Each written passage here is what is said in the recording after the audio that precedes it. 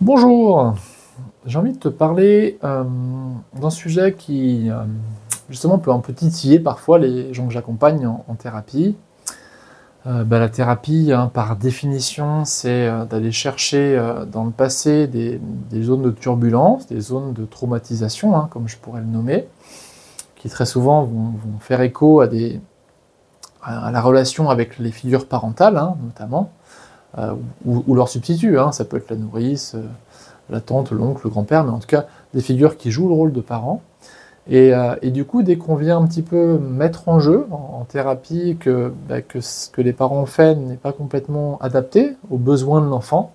très vite, il y a des parties intérieures, il y a des protecteurs qui viennent dire que les parents sont parfaits, que c'est pas de leur faute.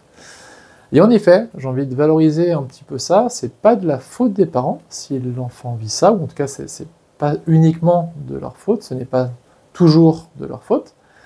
Par contre, ce que j'ai envie de dire, c'est que c'est bien de leur fait. C'est de leur fait, ça veut dire qu'on enlève le côté culpabilisant, qui est c'est de leur faute, ils ont mal fait, mais en effet, ce qu'ils ont fait réellement n'était pas forcément adapté aux besoins de l'enfant.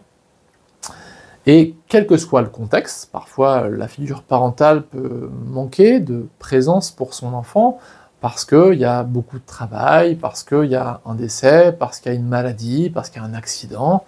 Et lié au contexte, le parent ne joue pas son rôle pleinement pour son enfant,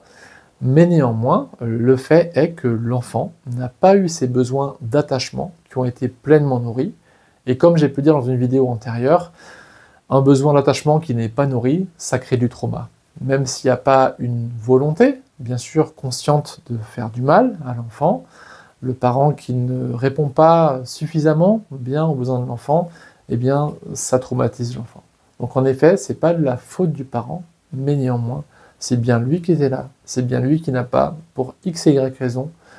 pu ou su répondre aux besoins importants et vitaux de l'enfant.